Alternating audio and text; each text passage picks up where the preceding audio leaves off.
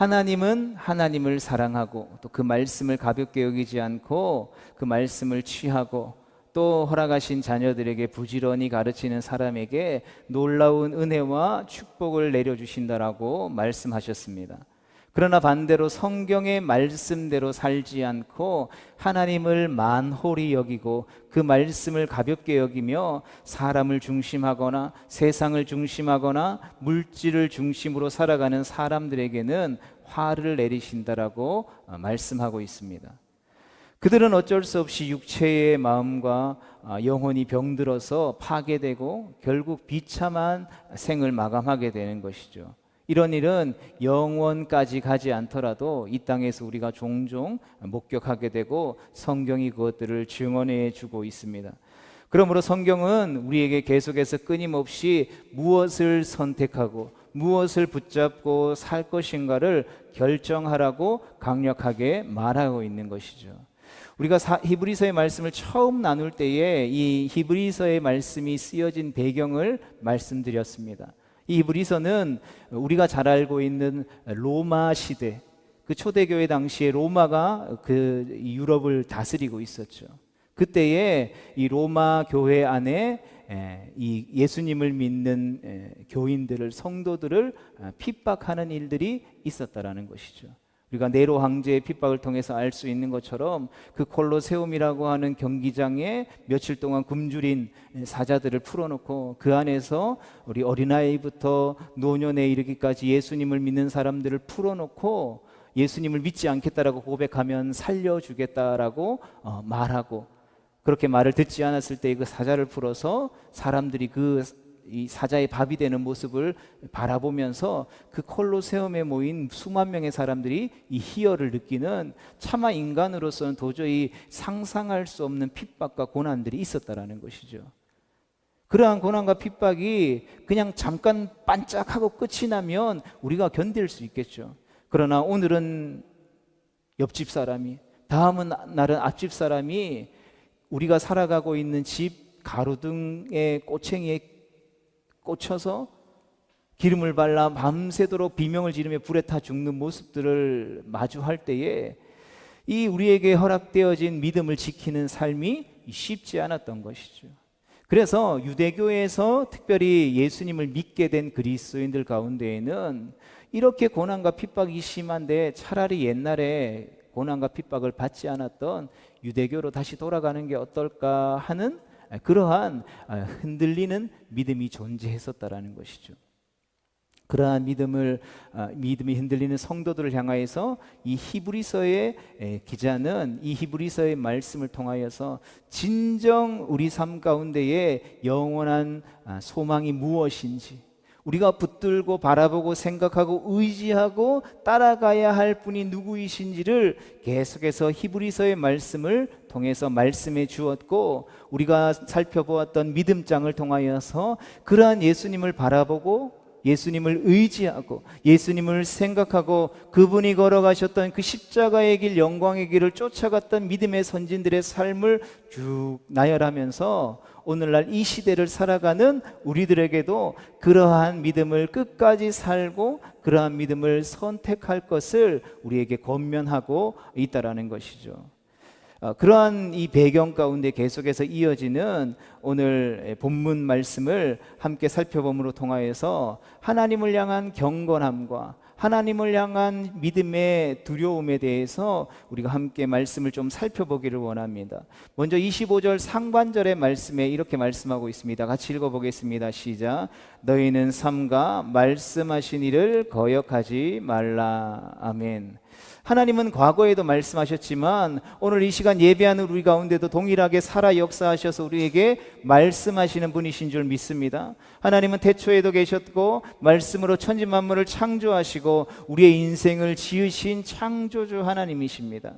그리고 그 말씀이 육신이 되어 우리 가운데 거하신 분이 바로 예수 그리스도이시죠.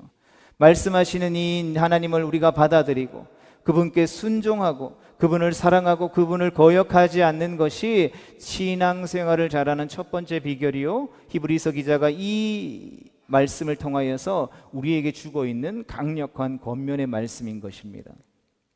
하나님은 인간에게 찾아오셔서 직접 말씀하기도 하셨고 예수 그리스도를 통하여서 말씀하시기도 하셨습니다. 그리고 오늘날 우리가 살아가는 이 시대는 성령 하나님을 통해서 우리에게 말씀하고 계시다라는 것이죠.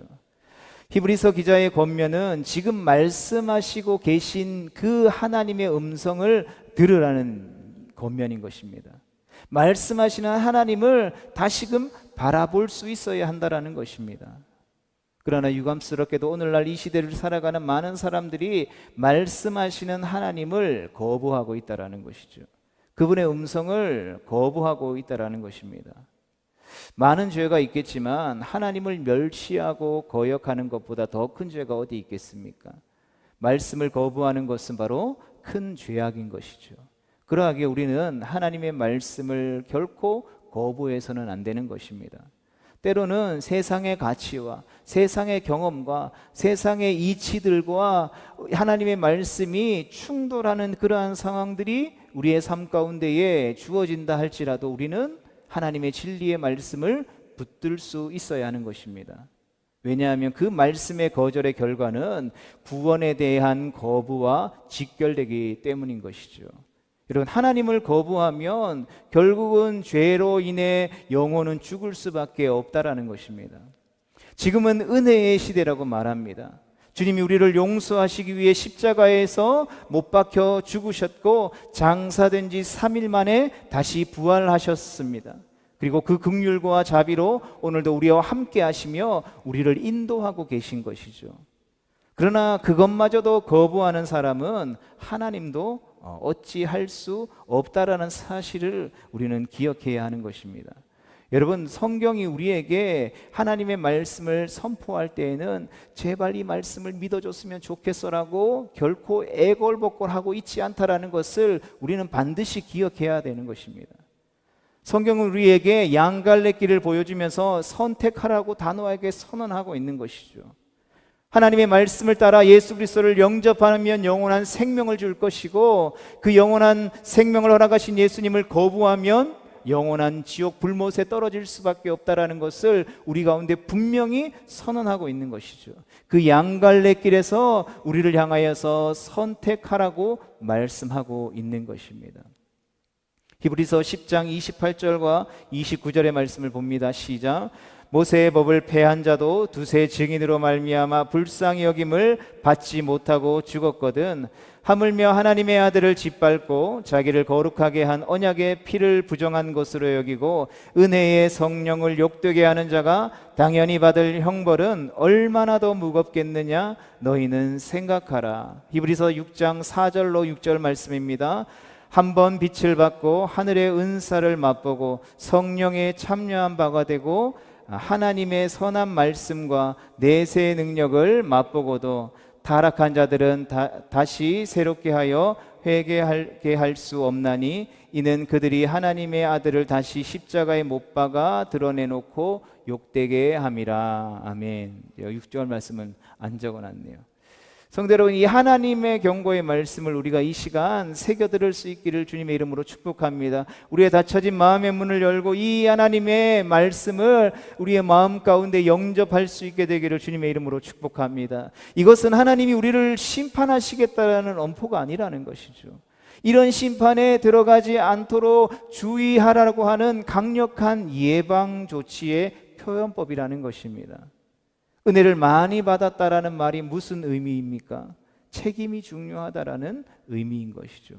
그냥 좋은 게 다 좋다라는 이야기가 아니라는 것이죠.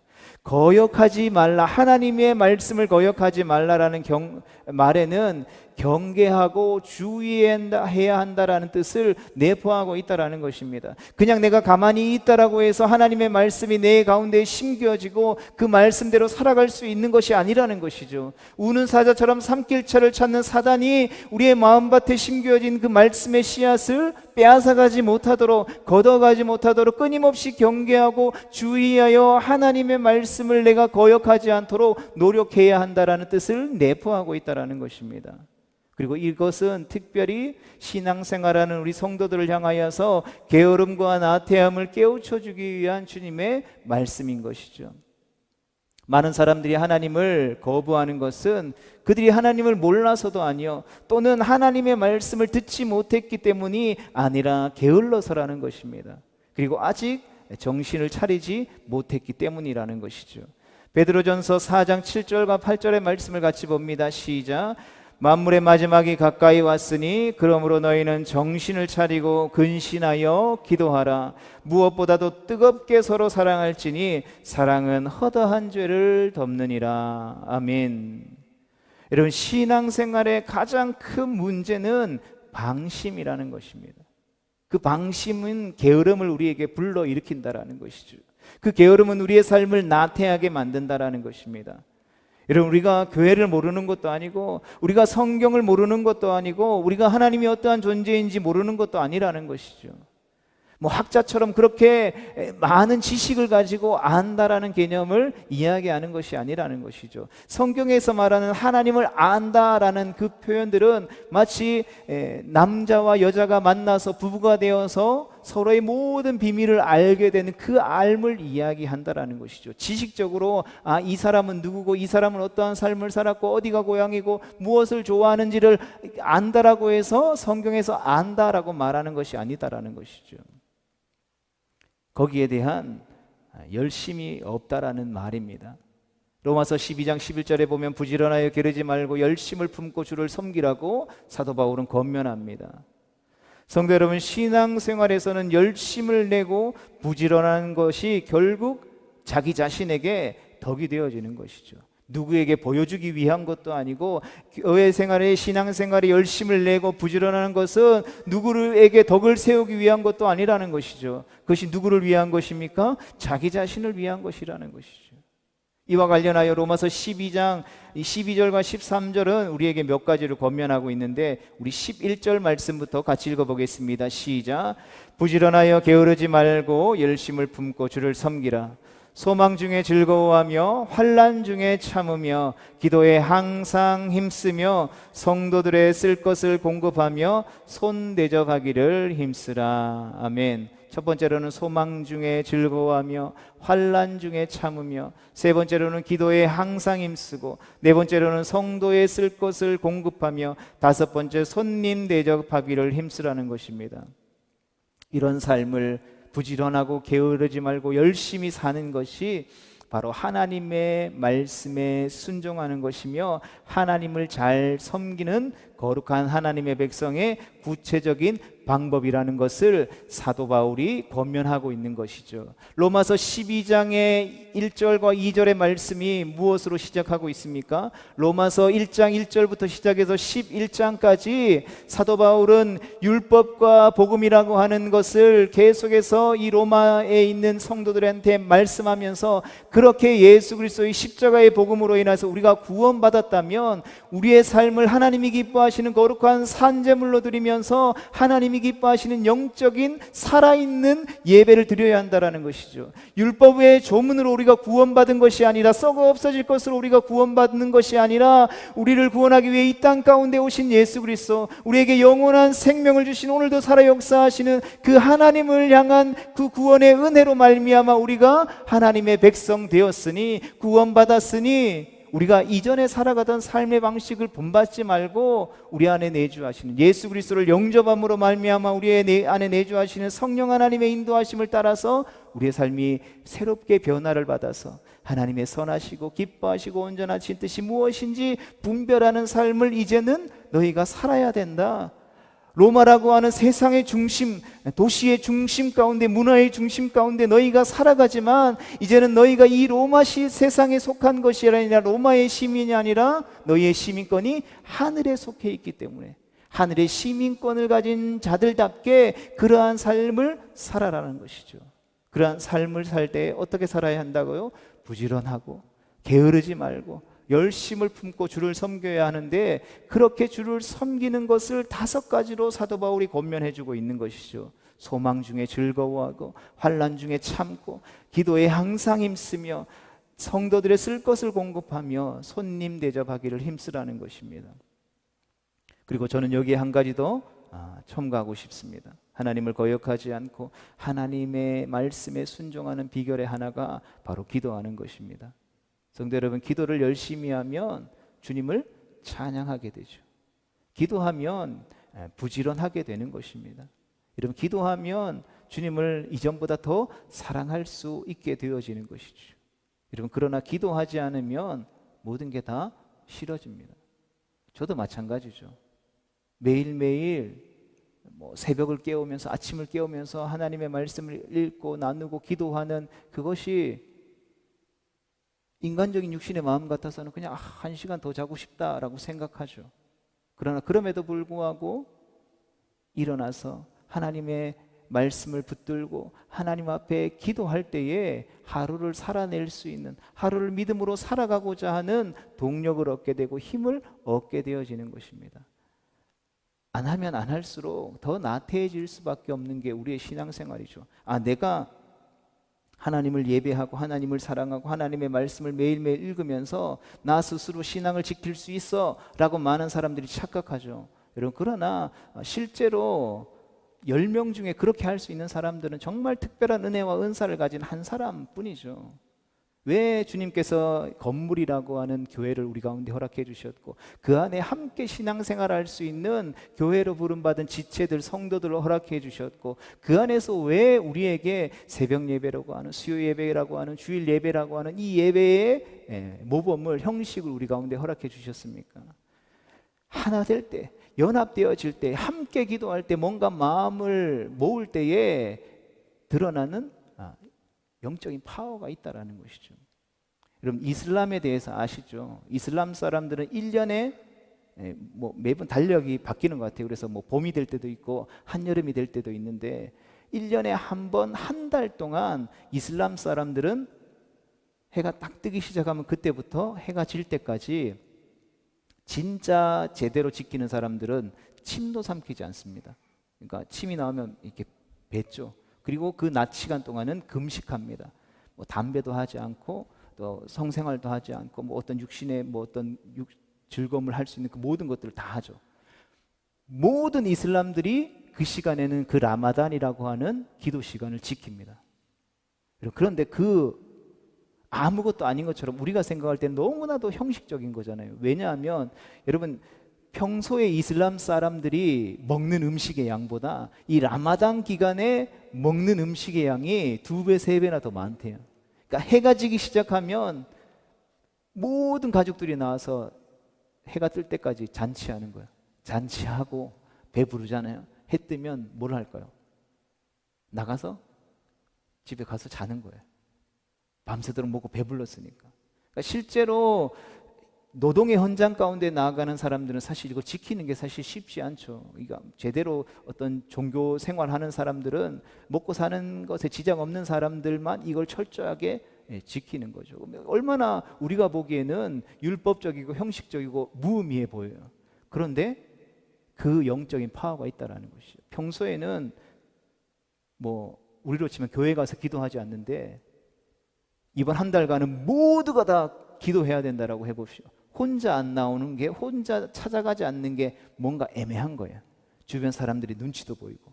그래서 이슬람을 믿는 사람들은 그 라마단 기간이 되면 없던 신앙심도 생기게 되는 것이죠.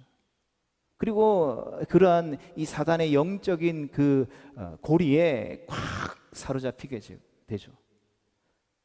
반면에 그 라마단 기간에 예수님을 영접하게 되는 일들도 많이 일어나게 되는 것이죠. 왜 그렇습니까?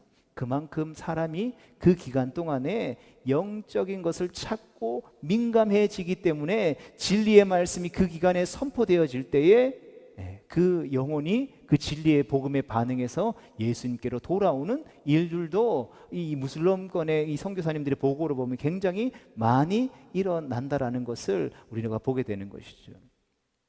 여러분, 기도하지 않으면, 함께 모여서 기도하지 않으면 여러분, 우리 스스로 신앙을 지키는 것이 결코 쉽지 않다라는 것이죠. 주님의 몸된 교회와 주님의 나라를 향한 열심도 식어지고 매사에 비판적이게 되고 점점 더 은혜가 떠내려가 버리게 되는 것이죠. 주님을 잘 섬기고 말씀대로 사는 비결 중 하나는 우리가 때를 얻든지 못 얻든지 부지런히 모여서 함께 기도하는 것인 줄로 믿습니다.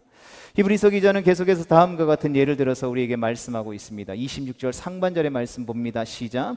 그때에는 그 소리가 땅을 진동하였거니와. 아멘. 이 시내산에서 율법을 주실 때는 땅이 진동했다라고 말씀합니다. 다시 말하면 하나님의 음성이 나타났을 때에 여호와의 산이 진동했다라는 것이죠. 출애굽기 19장 18절의 말씀을 보면 시내산의 연기가 자욱하니 여호와께서 불 가운데서 거기 강력하심이라. 그 연기가 옹기점 연기같이 떠오르고 온 산이 크게 진동하며 라고 설명하고 있습니다. 그리고 시편 77편 18절의 말씀은 회리 바람 중에 주의 우레의 소리가 있으며 번개가 세계를 비추며 땅이 흔들리고 움직였나이다 라고 증언하고 있습니다. 여러분, 이 앞에서 살펴봤던 출애굽기와 시편의 구절들은 모두 하나님이 임재하실 때에 산이 진동하고 땅이 진동했다라고 증언하고 있는 것이죠. 히브리서 12장 26절의 말씀을 다시 읽어보겠습니다. 시작. 그때에는 그 소리가 땅을 진동하였거니와 이제는 약속하여 이르시되 내가 또 한 번 땅만 아니라 하늘도 진동하리라 하셨느니라. 아멘. 하나님께서 이 율법의 시대인 구약이 아니라 하나님의 은혜의 시대를 살고 있는 신약의 성도들에게 이 구약의 말씀을 증언하면서 인용해서 땅만 흔드는 것이 아니라 뭐 어디까지 흔들겠다라고요? 하늘까지 흔들어 놓겠다라고 말씀하신 것이죠. 하나님은 왜 땅만 진동시키는 것이 아니라 하늘까지 진동시키겠다고 지금 이 히브리서에서 말씀하고 있는 것입니까? 그 진동하게 하겠다라는 그 이유는 진동하지 않는 나라를 세우기 위함이라는 것입니다. 여러분, 우리가 진동하지 않는 나라 하면 어떤 나라가 떠오르십니까? 진동치 않은 영원한 나라를 세우기 위해서 하나님이 땅도 흔들고 하늘도 흔들고 다 흔들어서 진동되고 없어져 사라질 것들을 모두 없애버리겠다라는 것이죠. 땅과 하늘이 다 진동해서 흔들리면 뭐만 남습니까? 무너지지 않는 것만 우뚝 서게 되어진다라는 것이죠. 그래서 진동하지 않는 영원한 것을 세우겠다라고 말씀하고 있는 것입니다. 성도 여러분, 언젠가 이 땅은 종말을 맞이하게 될 것입니다. 저는 성경대로 그대로 될 줄로 믿습니다. 천국이 분명히 있는 것처럼 이 세상에 종말 또한 있다라는 것을 저는 확신합니다. 그때의 땅이 흔들릴 뿐만 아니라 하늘도 흔들리게 될 것이다라는 것이죠. 그러나 새 하늘과 새 땅, 새 예루살렘에 속한 사람들은 요동하지 않게 되어지는 것입니다. 가짜 믿음은 옆에서 흔들리면 흔들리기 마련이지만 진짜 믿음은 흔들리지 않는다라는 것입니다. 여러분, 평안한 때에, 좋은 축복의 때에는 우리의 믿음이 흔들리는지 흔들리지 않는지 알 수 없습니다. 그러나 고난과 역경이 오고 핍박이 오고 억울한 일을 당하고 말할 수 없는 분한 일을 우리가 당할 때에는 그 믿음이 진짜인지 가짜인지 판명나게 된다라는 것이죠. 막연히 나는 예수님을 잘 믿고 있어 착각하지 말아야 하는 것입니다. 나름대로 나는 괜찮은 신자지 않을까 착각해서는 안 된다라는 것입니다. 오히려 정말 내가 그리스도의 복음에 붙어 있는가, 구원 받았는가, 영원한 생명을 소유하고 있는가, 예수 그리스도의 십자가 밑으로 나아가 날마다 그 십자가를 의지하고 있는가, 이것을 매일매일 우리는 분명히 점검해야 한다라는 것이죠. 의심하라는 것이 아니라, 그 믿음이 흔들리라고 말씀하는 것이 아니라 돌아보고 끊임없이 점검하라라는 것입니다. 태어나면서부터 교회를 나오고 유아 세례 받고 신앙생활 오래 해왔기 때문에 자동적으로 천국에 갈 것 같다라고 생각해서는 안 되는 것입니다.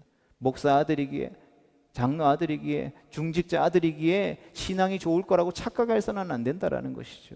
여러분, 오히려 신앙생활 하다 보면 목사 아들인데도 개차반처럼 예수님 믿지 않고 살아가는 사람들도 많고요.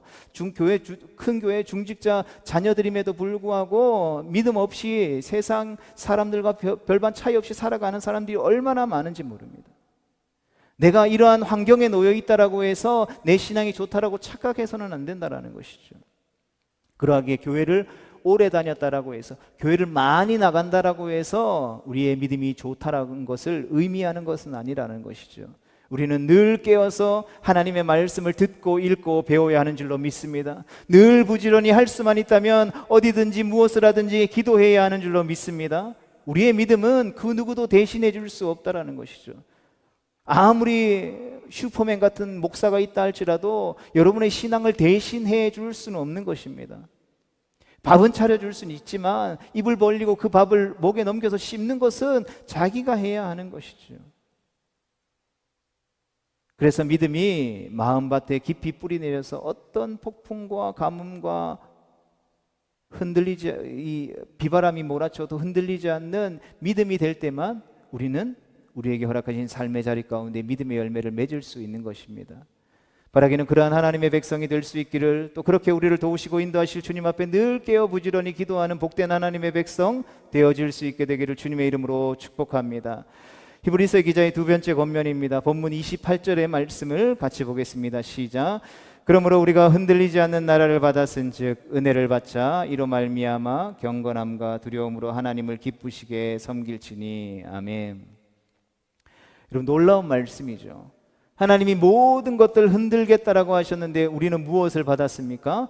진동하지 못할 영원한 하나님의 나라 반석 위에 세운 집을 우리는 선물로 받았다라는 것입니다. 우리가 똑똑하고 잘나서도 아니라 의로워서도 아니라 허물과 죄로 죽었던 죄인이었지만 우리를 위해 이 땅에 오신 예수 그리스도의 보혈을 의지하고 예수 그리스도의 십자가와 부활을 믿었기 때문에 우리에게 선물로 값없이 주어지게 되었다라는 것이죠.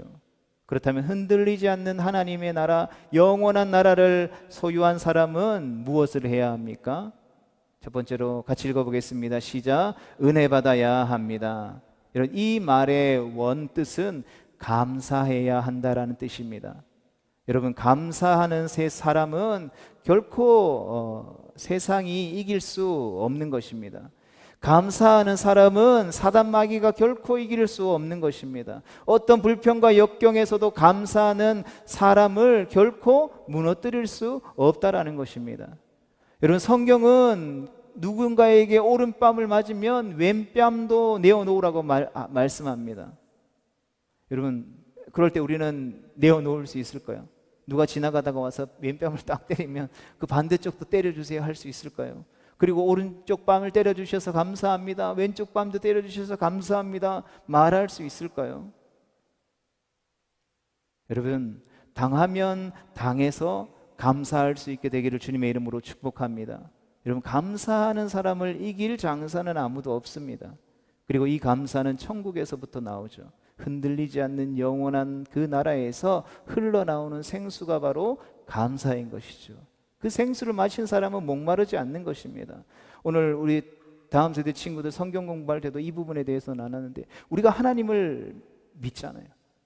하나님을 의지하잖아요. 하나님을 신뢰하잖아요. 하나님을 실수하지 않으시는 분이라는 사실을 우리가 믿잖아요.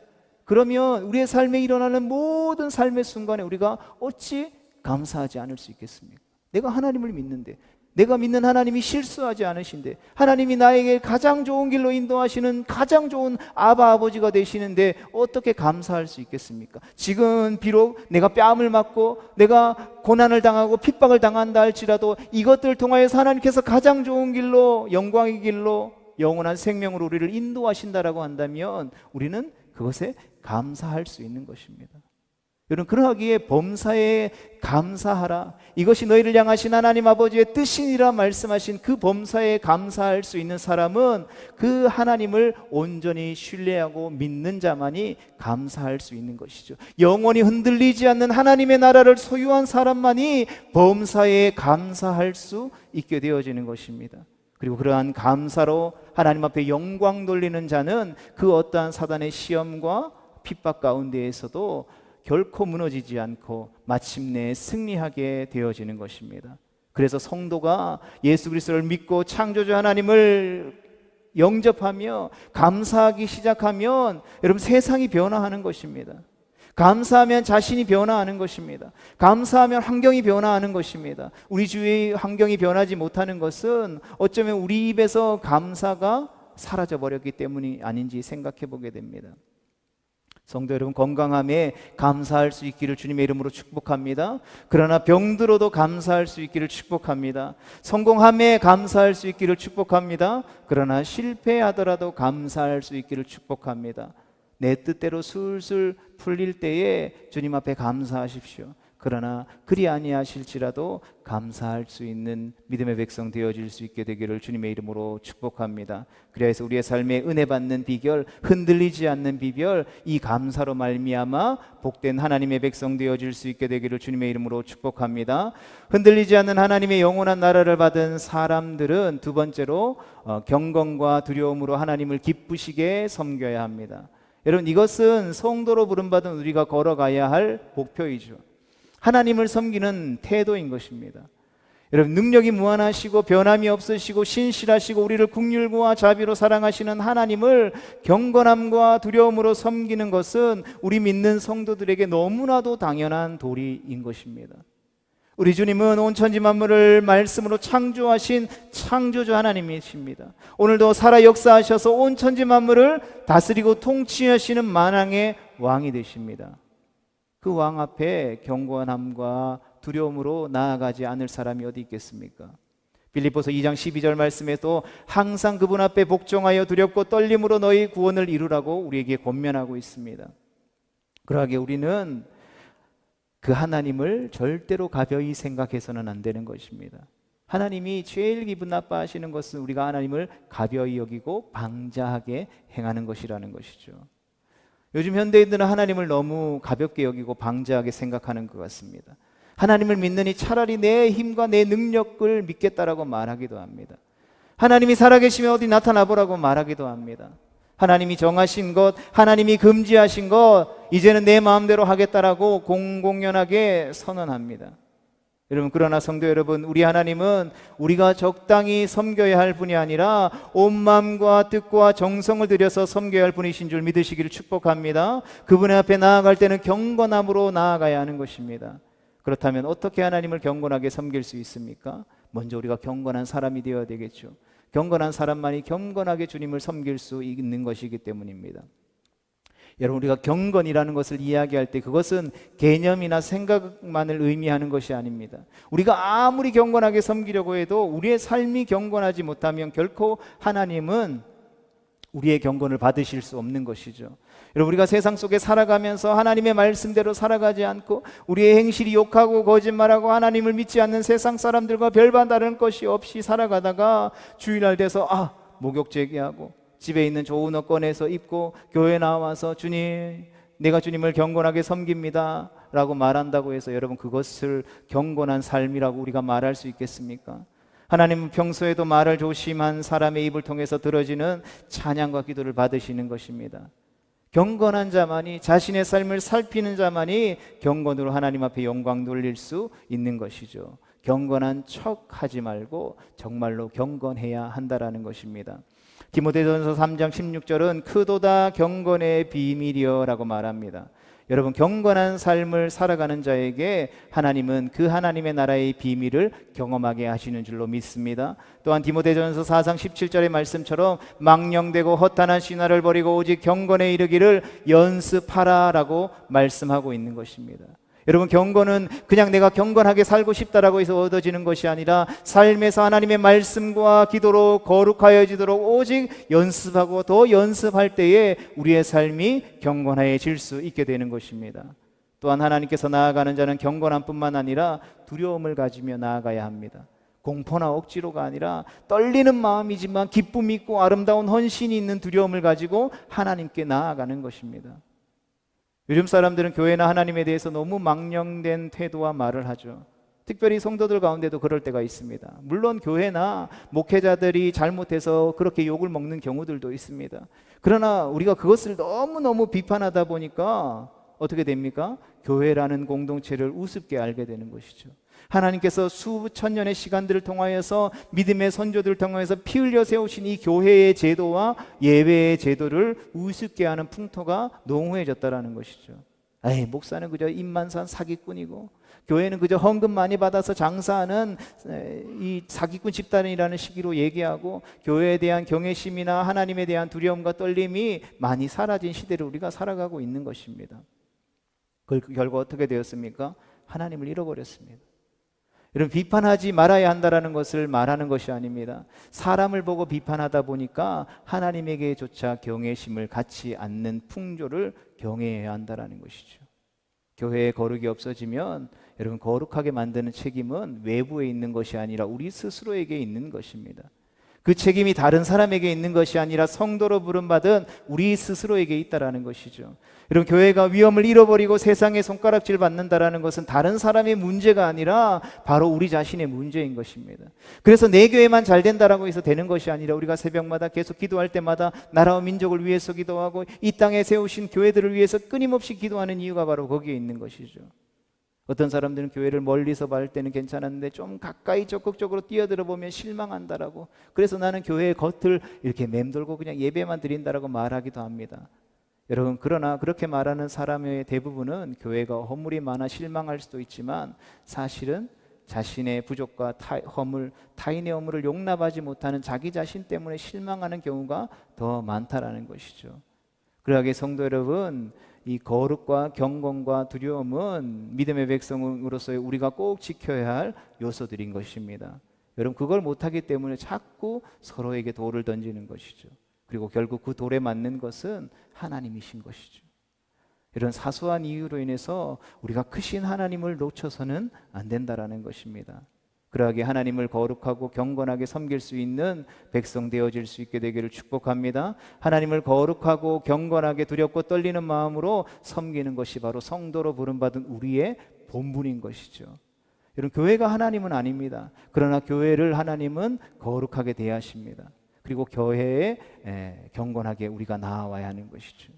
왜냐하면 그것이 우리의 삶을 신앙의 길로 인도해주는, 영원한 생명으로 인도해주는 중요한 계기가 되기 때문인 것입니다. 그러기에 우리가 주님의 몸을 향한 섬김과 봉사는 강제로가 아니라 자원하여 기쁜 마음으로 드리는 것이어야 하는 것이죠. 하나님께서 우리 가운데 허락하신 직분은 강제로 억지로 하는 것이 아니라 기쁜 마음으로 자원해서 하나님을 사랑해서 섬기는 것입니다. 이것이 하나님이 주신 직분이라는 것이죠. 나는 부족하고 연약하고 허물 많지만, 그러나 이것을 통해서 허물도 뒤돌아보고 하나님께 헌신도 하고 하나님을 더 충성스럽게 섬기는 계기로 삼다면 그것은 바로 우리에게 있어서 놀라운 축복이 되어지는 것입니다. 마지막으로 히브리서 기자는 한 가지를 더 말하고 12장의 말씀을 끝내고 있습니다. 29절의 말씀을 같이 봅니다. 시작. 우리 하나님은 소멸하시는 분이심이라. 아멘. 하나님은 소멸하는 분임을 명심하십시오. 타버릴 것, 없어져 버릴 것, 그리고 기억해도 되지 않을 것들을 다 소멸하시는 분이십니다. 그러하기에 우리가 그것을 위해 애쓰지 말아야 하는 것이죠. 반대로 오히려 영원한 것, 타지 않는 것, 하나님의 것, 흔들리지 않는 반석 되신 주님의 나라의 것들, 이것들을 위해서 오늘도 우리를 부르신 삶을 내어 던지며 헌신하며 나아갈 수 있는 복된 하나님의 백성 되어질 수 있게 되기를 주님의 이름으로 축복합니다.